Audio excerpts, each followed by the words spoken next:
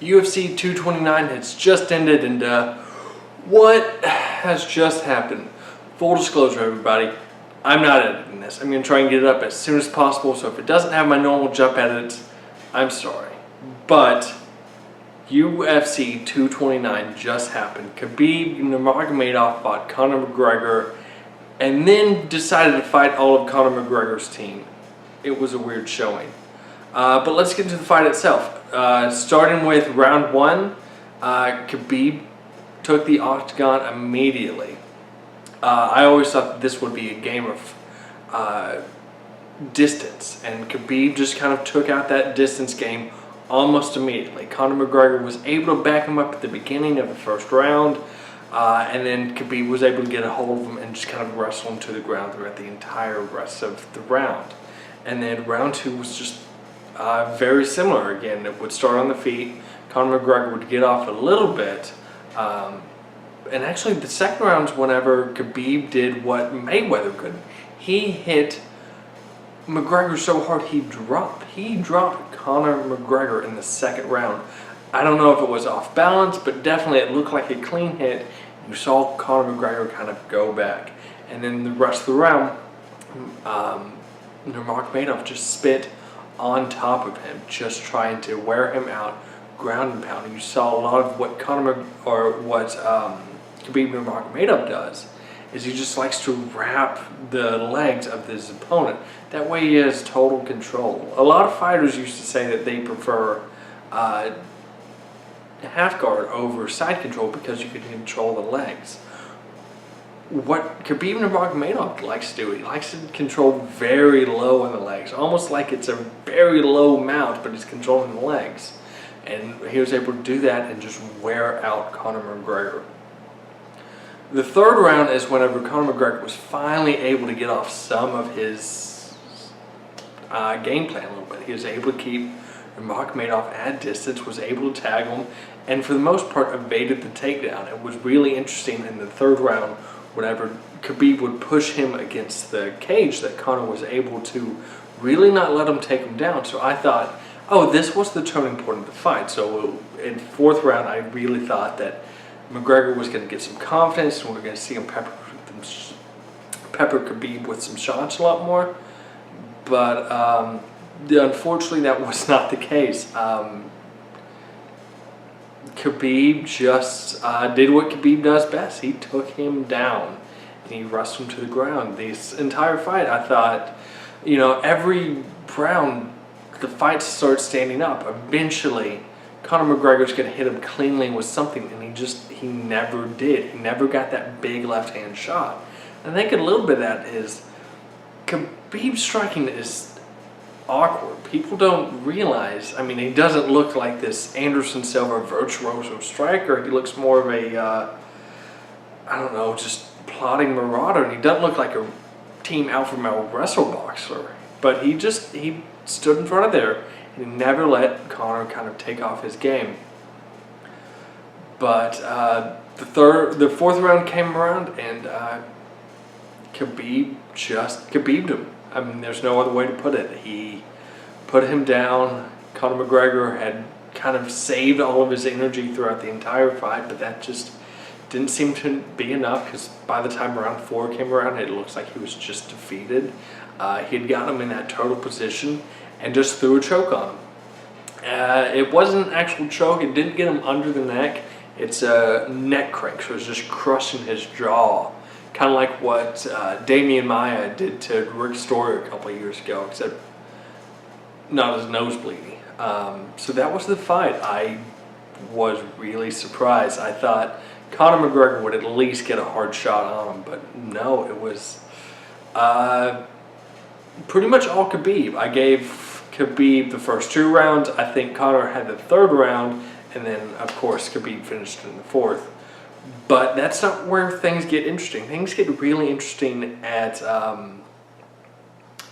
after the fight. So they separate them, and there's not a whole lot of good sportsmanship between them, but that was kind of to be expected. It would kind of feel weird after all the tension that they just had, that they would just bro hug it out. So I wasn't expecting that. But I really wasn't expecting what actually happened. So they separated. Khabib yells at Conor, and then immediately turns to Conor's corner and starts yelling at him. And so I think, oh, he's going to do the Michael Bisping thing where he spits his corner. No. And then I see him climb over the fence, and my initial brain is, oh, he's going to do the Jose Aldo thing and just kind of run into the ground and celebrate. No. He tries to fight Dylan Dennis. For those of you who don't know, Dylan Dennis is Conor McGregor's jiu-jitsu coach. I don't know what words were being said, but you see him jump over the cage and immediately attack him. And then I guess Khabib's teammate decides they're going to climb over the fence and hit Conor whenever he's not looking. So Khabib's team jumped over the fence and jumped Conor. This has been a weird turn of events. All of the goodwill that was built up from the bus incident in April for Khabib has now turned. Yeah, it's weird. It's like both sides have kind of poisoned themselves.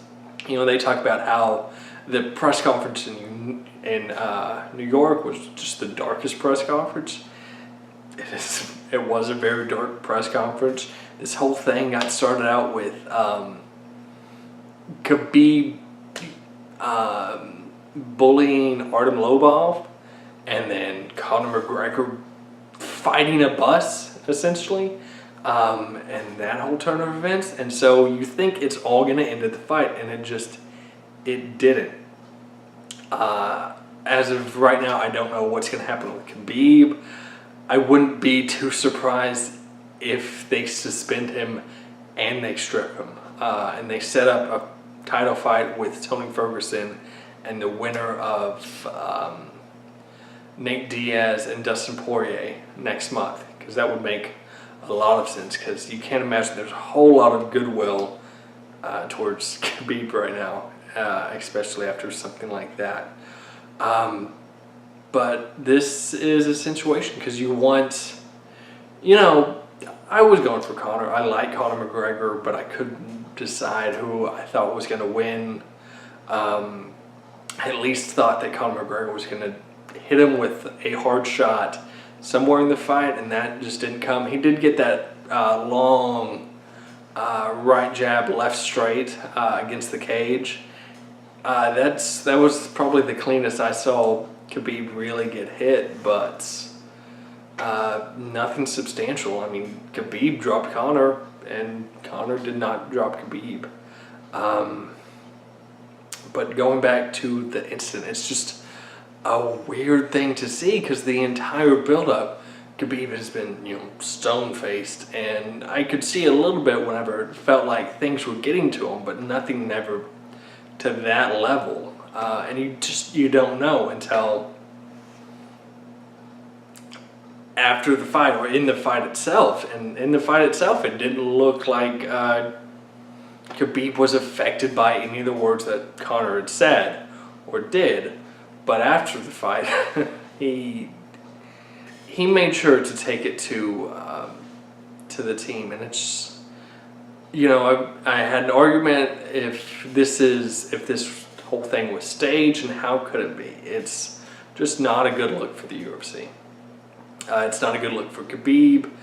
It's not even a great look for Conor. I mean, obviously, he got beat, but the last thing I heard, he's not pressing charges, and that some of Khabib's team who attacked Conor McGregor, they're in jail. So yeah, this entire event started and ended in arrest.